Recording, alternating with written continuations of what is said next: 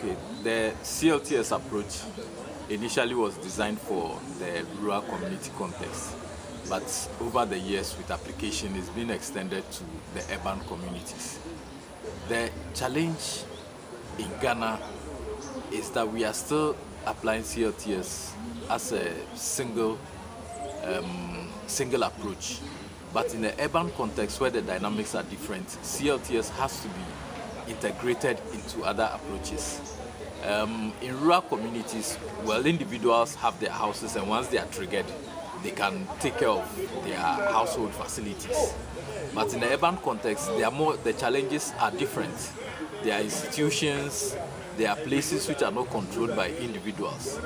A child, for example, who has a toilet at home, but then goes to a school where there's no toilet, definitely in the time of need, would have to look for a place to defecate.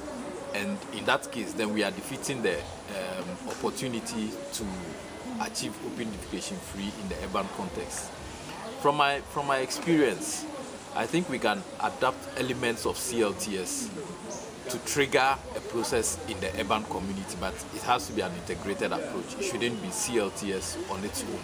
So the facilitation tools of CLTS can be applied to trigger the behavior change process, but then the institutional setup should be there to support householders and institutions across board who want to put in place a toilet facility or some remedial type of action.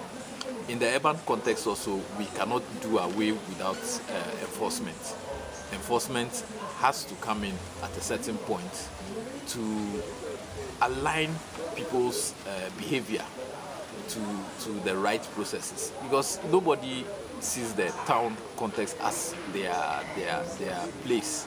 I mean, people always refer to their hometowns, but then they live in the town, and then very often they don't care what happens in the town because they know it's not their hometown. So enforcement should be a key part of CLTS application in the urban context.